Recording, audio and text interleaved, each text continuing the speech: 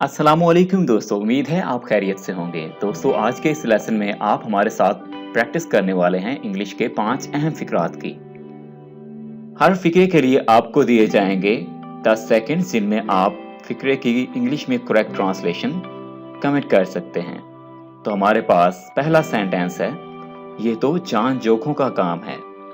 ये तो जान जोखों का काम है, यानी बहुत ही मुश्किल और डिफ़िकल्ट काम है। तो चलिए आपका टाइम स्टार्ट होता है अब।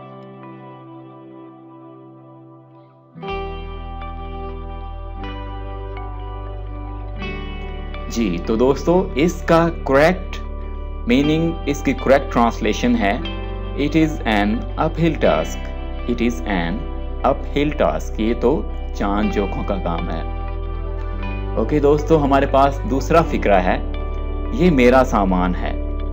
ये मेरा सामान है। आपको दिए जाएंगे इसके लिए 10 सेकंड जिनमें आप इसकी करेक्ट ट्रांसलेशन हमें बता सकते हैं। तो चलिए आपका टाइम स्टार्ट होता है अब।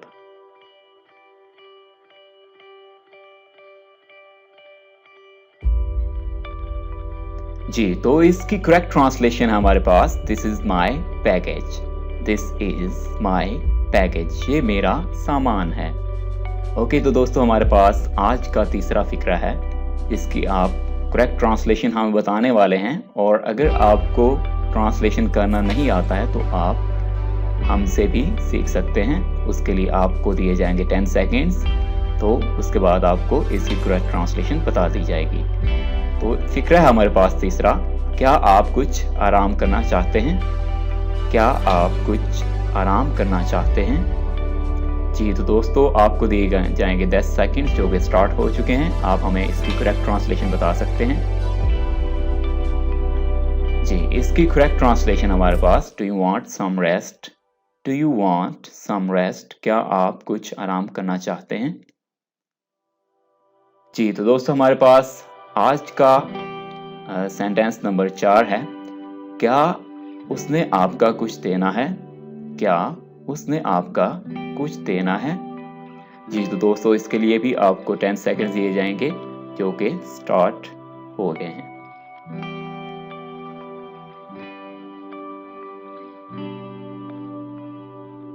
जी इसकी करेक्ट ट्रांसलेशन हमारे पास, does he owe you anything? Does he owe you anything?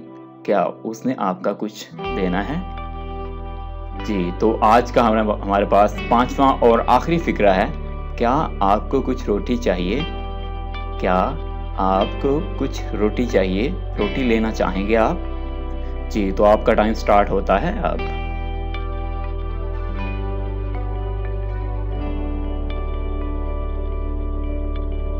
जी तो दोस्तों इसकी करेक्ट ट्रांसलेशन हमारे पास, डू यू वांट सम चपाती?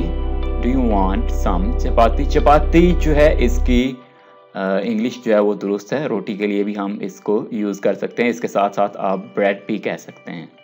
इसी तरह से हमारे साथ कंटिन्यूसली इंग्लिश सीखते रहिएगा।